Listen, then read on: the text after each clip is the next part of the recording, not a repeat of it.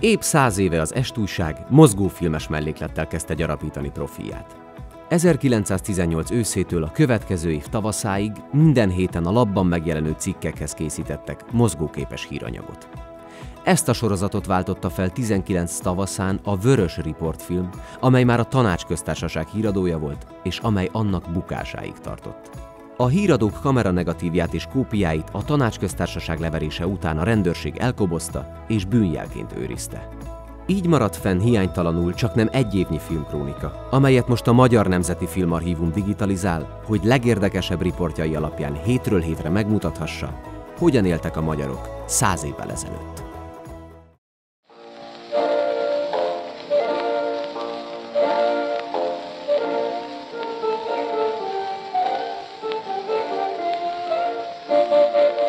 Az égető lakáshiány miatt a Fővárosi Tanács közgyűlése határozott arról, hogy a bérházakban elhelyezett hivatalait a központi városháza udvarain felépítendő barakkokba költözteti.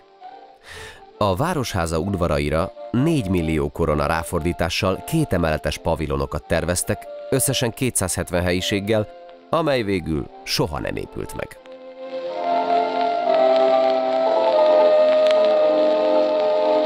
Az első világháború végóráiban szinte minden fontosabb nyersanyag elfogyott már, így nagy szenzációnak számított, ha valamiből váratlanul nagyobb mennyiség került a piacra.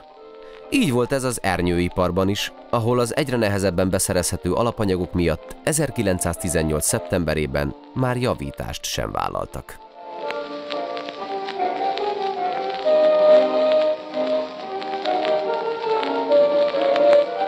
A Magyarországon tartózkodó vendégek 1918. szeptember 16-án hétfőn az első Ferenc József gőzössel Esztergomba látogattak, hogy eleget tegyenek Csernoch János hercegprímás meghívásának. Az ünnepi díszbe öltöztetett hajó fedélzetén dalárdisták éneke alatt húzták fel a német lobogót, majd az utasok szórakoztatásáról Kóczé Antal cigányzenekara gondoskodott. A német vendégekkel együtt mulatott a budapesti rendőrfőkapitány, Bódi Tivadar polgármester és egy sor magyar újságíró.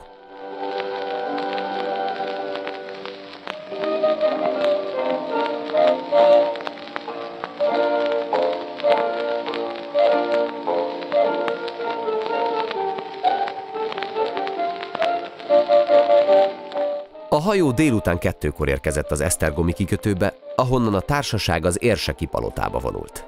Ott díszebéd fogadta a delegációt, majd megtekintették a prímási palotát, a kincstárt és a bazilikát.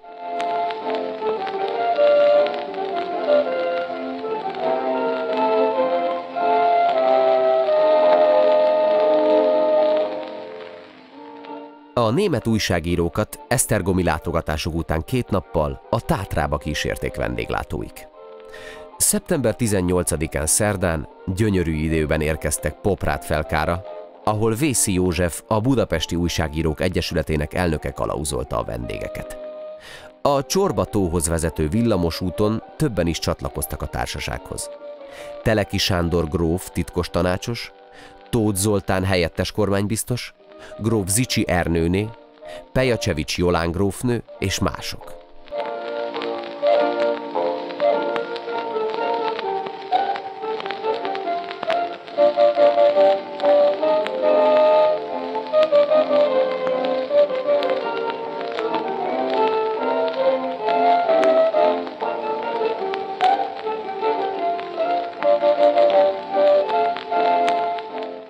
Tátrafüredről fogaskerekű vasúton jutottak fel a Tarajkai kilátóhoz, ahol a társaság sokáig gyönyörködött a tavat környező magaslatokban.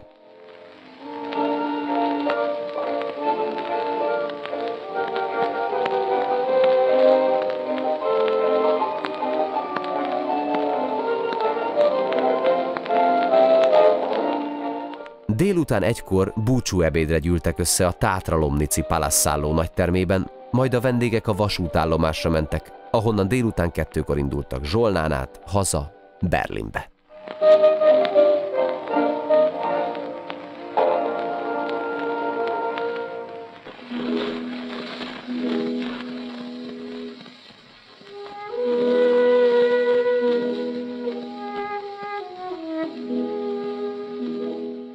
Ugyanaznap Budapesten, a Csömöri úti lóversenytéren, vagyis a későbbi Népstadion helyén reggel 9-kor a startgép közelében egy férfi holttestére bukkant 2 pályagondozó munkás. A rendőrség megállapította, hogy az áldozat nyakát elvágták, zsebeit kiforgatták, cipőit lehúzták. A tanúk elmondták, hogy a kora reggeli órákban 2 katonát és egy nőt láttak a startgép körül ólálkodni, de semmi rosszra nem gondoltak még ekkor. A detektívek másnap az áldozat zsebében talált cédula alapján megállapították, hogy a férfi azonos azzal a Kaplan Gell nevű orosz hadifogolyjal, aki a gyilkosság hajnalán 32 társával együtt megszökött egy közeli fogolytáborból. A helyszínen rögzített nyomok és a környékbeliek elmondása alapján gyilkosai mindebizonnyal fogolytársai lehettek, akiknek sosem sikerült a nyomára bukkanni.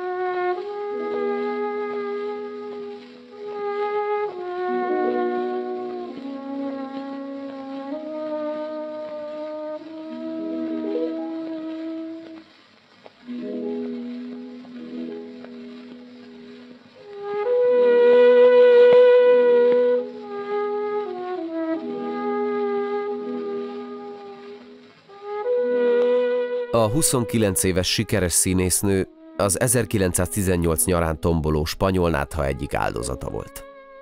A gyilkos járvány néhány nap alatt végzett az ifjú tehetséggel, aki halála előtt egy héttel még játszott a Belvárosi Színház, a mai Katona József Színház színpadán.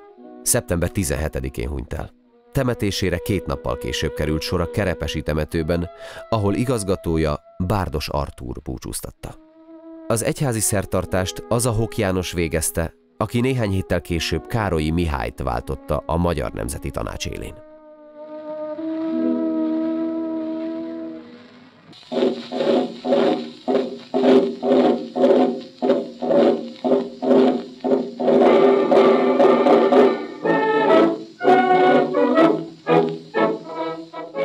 ...1918. szeptember 21-én nyílt meg a Magyar, Osztrák és Német Bajtársi Szövetség orvosi szakasztályának kongresszusa a Magyar Tudományos Akadémia dísztermében.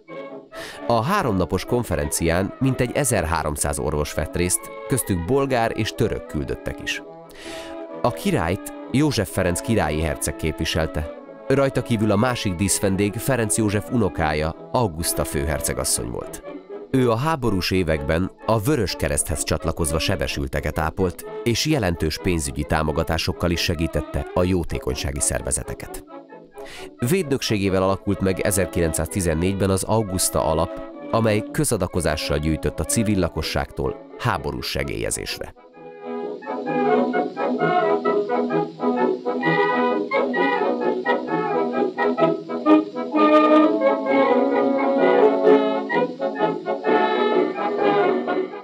...1918. szeptember 22-én, vasárnap, Szombathely tanácsa jótékonysági ünnepet rendezett a hadigondozó és városi ezredek özvegy alapjai javára. A rendezvény védnöke Mária Terézia királyi hercegnő, 4. Károly király nagyanyja volt.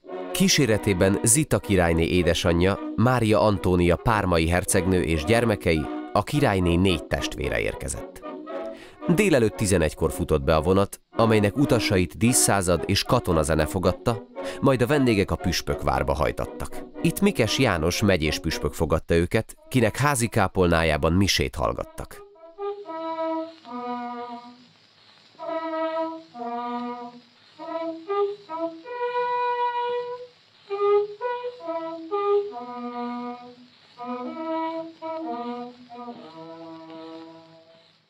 Délután 4-kor a Szent István parkban rendezett népünnepen meghallgatták a gyermekkabarét, majd végigjárták a sátrakat. Másnap a fenségek végiglátogatták a kórházakat, délben fogadták Vas vármegye törvényhatóságának és egyesületeinek küldöttségeit, majd délután 5-kor hazautaztak.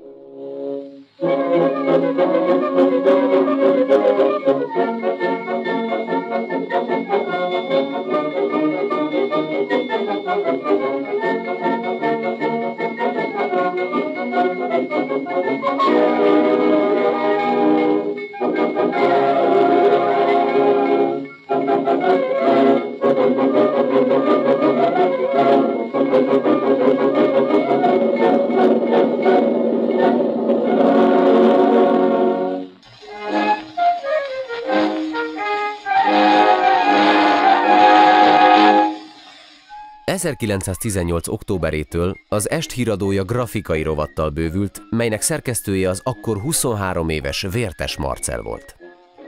Vértes meghatározó alkotója volt az ezekben a napokban keletkezett politikai propagandaplakátoknak, az itt látható karikatúráit pedig a magyar animáció első lépéseként tartják számon. Ez a mozgóképes krokia a német újságíró vendégeket gúnyolja ki, akiket a híradások szerint lépten-nyomon ebédekkel és díszfacsorákkal traktáltak magyar vendéglátóik.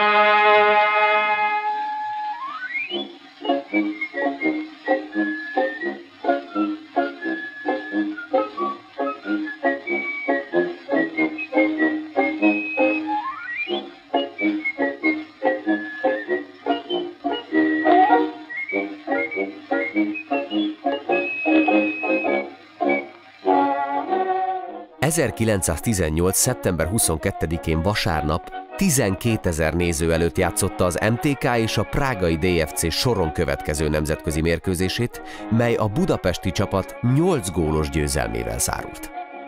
A beszámolók szerint a DFC már az első félidőben sem volt képes épkézlábtámadást vezetni, a második félidőre azonban szinte teljesen összeomlott a csapat, így a találkozó 8-0-ás magyar győzelemmel zárult.